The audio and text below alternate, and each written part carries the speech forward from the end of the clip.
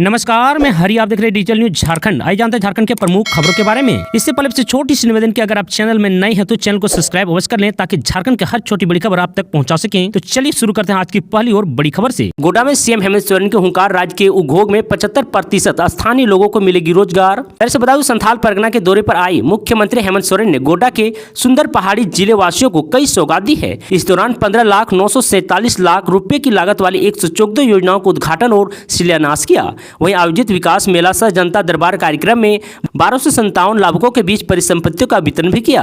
आपको बता दूं, इस मौके पर सीएम ने कहा कि राज्य सरकार ने कानून बनाया है कि राज्य में जो भी उद्योग लगेंगे उसमें राज्य के 75% स्थानीय लोगों को रोजगार सुनिश्चित किया जाएगा। वहीं सीएम ने कहा कि आज प्रदेश के किसान सीमित संसाधन में मेहनत कर रहा है। मैंने देखा है कि निम्न बारिश की वजह से बुआई कम हुई है। इसे ध्यान में रखकर सरकार की जो भूमिका होगी हम उसे किसान हित में जरूर निभाएंगे। तो वहीं सीएम हेमंत सोरेन ने कहा कि दिसम गुरु शिबू सोरेन का सपना रहा है कि राज्य के हर किसान के खेतों में पानी हो। गुरु जी का सपना पूरा होगा। आने वाले दिनों में सरकार जल्द ही पाइपलाइन के जरिए किसानों के खेतों तक पानी उपलब्ध कराएगी। सरकार प्रयास कर रही है कि किस प्रकार गंगा नदी का पानी खेतों तक पाइपलाइन के जरिए पहुंचाया जाए। आपको बता दूं, इस निमित्त राज्य सरकार नई तकनीकी के माध्यम से रास्ता निकालने का काम करेगी। वहीं दूसरी तरफ हेमंत सोरेन ने कहा है कि आप पढ़ाई पे ध्यान दें, पढ़ाई का सारा खर्च हमारी सरकार उठाएगी। आपको बता दूं, प्रतियोगिता परीक्षा की तैयारी से लेकर मेडिकल, इंजीनियरिंग और अन्य कोर्स की पढ़ाई के साथ साथ विदेश में भी उच्च शिक्षा का पूरा खर्च सरकार वहन करेगी।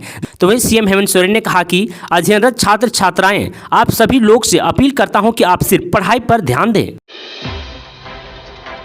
टाटा स्टील के कर्मचारियों की बल्ले बल्ले 20% बोनस, 11 सितंबर को अकाउंट में आ जाएंगे पैसे। दरअसल बता दूं, टाटा स्टील के कर्मचारियों की सोमवार को बल्ले बल्ले हो गई है। इस बार उम्मीद से ज्यादा बोनस मिल गया है। जी हां, फॉर्मूला के हिसाब से कर्मचारियों को 17 से 18% बोनस मिलना था, लेकिन यूनियन के नेताओं ने प्रबंधन पर दबाव बनाया और इसे 20% करने में सफल रहे। यानी इस बार टाटा स्टील के कर्मचारियों को 20% बोनस मिलेगा। टाटा स्टील प्रबंधन और टाटा वर्कर्स यूनियन ने सोमवार को बोनस समझौते का ऐलान किया है। आपको बता दूं, टाटा स्टील के सीईओ सह एमडी टीवी नरेंद्र के साथ सुबह 11 बजे एमडी ऑफिस में सालाना बोनस को लेकर यूनियन के साथ वार्ता हुई। इसके बाद इसकी घोषणा की गई। बताया गया है कि बोनस की राशि 11 सितंबर को कर्मचारियों के खाते में ट्रांसफर कर दिए जाएंगे। को बता दूं, इस समझौते के मुताबिक इस बार 11,676 कर्मचारियों को बोनस मिलेगा। डुमरी में आज सुबह 7 बजे से वोटिंग, 6 उम्मीदवारों का भाग्य का होगा फैसला। दरअसल बता दो, झारखंड की डुमरी विधानसभा सीट पर हो रहे उपचुनाव के लिए वोटिंग आज सुबह 7 बजे से शुरू हो जाएगी। 2,98,629 वोटर यहां से चुनाव लड़ रहे 6 प्रत्याशियों के भाग्य का फैसला करेगी। आपको बता दो, उपचुनाव से जुड़ी हर अपडेट के लिए बने रहे हमारे साथ। आपको बता दो, निष्पक्ष चुनाव के लिए 31 सेक्टर बनाए गए हैं। इसके लिए 31 पदाधिकारियों को प्रतिनियुक्त की गई है। 15 जोनल दंड अधिकारी तैनात हैं, जबकि 3 सुपर जोनल दंड अधिकारी को भी प्रतिनियुक्त किया गया है। इन सभी पदाधिकारियों के वाहनों में जीपीएस लगे होंगे। सभी को गतिशील रहने का निर्देश दिया गया है। झारखंड में टला बड़ा हादसा, साहिबगंज में बिना इंजन चलने लगी मालगाड़ी। दरअसल बता दूं, मालदा रेल मंडल अंतर्गत झारखंड के साहिबगंज जिले के बरहरवा रेलवे स्टेशन के रैंक लोडिंग यार्ड में रेलवे की बड़ी लापरवाही सामने आई है। एक बड़ी दुर्घटना होते होते बच गई है। आपको बता दें, रविवार की शाम को बिना इंजन की मालगाड़ी ढलान की ओर लुढ़कते हुए बिना इंजन की 4 डिब्बे वाली विशेष मेंटेनेंस गाड़ी से टकरा गई और उसे धकेलते हुए बरहरवा राजमहल रोड से गुजरी ट्रैक के पार ले आई। आपको बता दो, गनीमत रही कि इसमें कोई हताहत नहीं हुआ है। स्थानीय लोगों की माने तो ढलान के कारण रैंक लोडिंग यार्ड में ऐसी घटना कई बार हो चुकी है। इधर बरहरवा स्टेशन सुपरिटेंडेंट निरंजन कुमार भगत ने कहा कि जांच की जा रही है।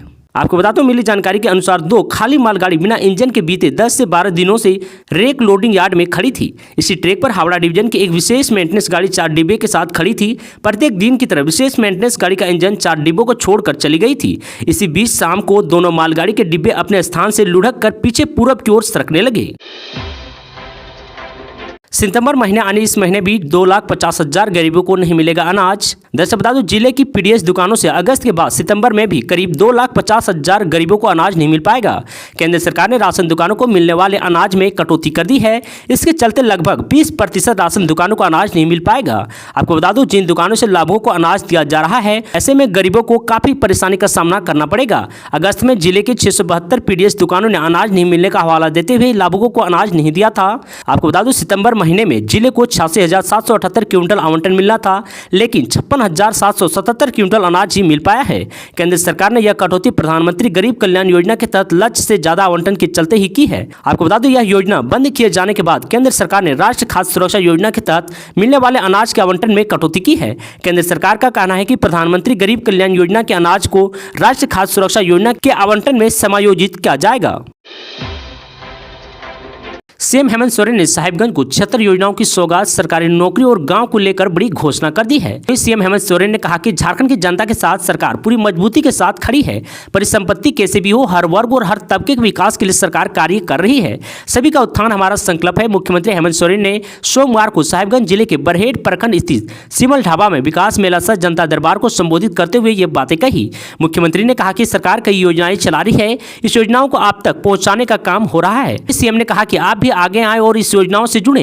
जब सरकार और जनता एक साथ आगे बढ़ेगी तो राज्य भी विकास के पथ पर तेजी से आगे बढ़ेगा। मुख्यमंत्री हेमंत सोरेन ने कहा कि अधिकारियों को गांव-गांव जाना होगा। इसके लिए एक कैलेंडर बनेगा। गांव जाकर अधिकारी ग्रामीणों की समस्याओं का समाधान करेंगे और उन्हें सरकार की योजनाओं से जोड़ेंगे। इस समारोह में पूर्व मंत्री हेमलाल मुर्मू, जिला परिषद अध्यक्ष मोनिका किस्को और साहिबगंज के उपायुक्त पुलिस अध्यक्ष समेत जिला प्रशासन के कई अधिकारी मौजूद थे। मुख्यमंत्री हेमंत सोरेन ने कहा कि सरकार हर क्षेत्र में काम कर रही है, हर खिलाड़ियों को प्रोत्साहन कर रहे हैं। सरकारी और निजी क्षेत्र में बड़े पैमाने पर रोजगार भी दे रहे हैं।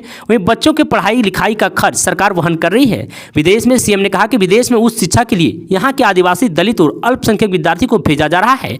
विद्यार्थियों को प्रतियोगिता परीक्षा की तैयारी से लेकर मेडिकल और लॉ जैसे कोर्सेज करने के लिए सरकार पूरी सहायता कर रही है।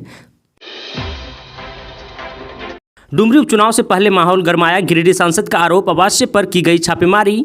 दरअसल बता दो, डुमरी उपचुनाव को लेकर झामू आंसू लगातार आमने सामने है। रविवार रात मामला एक बार फिर तब गर्म हो गई जब बेरमो पुलिस गिरिडीह के आंसू सांसद चंद्र प्रकाश चौधरी के फुसरो शहर के मकोली स्थित आवासीय दफ्तर में घुस गई। हालांकि पुलिस चंद मिनटों के बाद निकल गई। आपको बता दो, घटना के वक्त आवासीय परिसर में मौजूद सांसद प्रतिनिधि दीपक महतो ने आरोप लगाया कि आंसू कार्यकर्ताओं को परेशान किया जा रहा है। वहीं सांसद के हवाले से बताया गया है कि बेमतलब आवासीय कार्यालय में घुसकर छापेमारी की गई, जबकि वहां अगल बगल में कांग्रेस व झामो नेताओं के यहां पुलिस नहीं गई।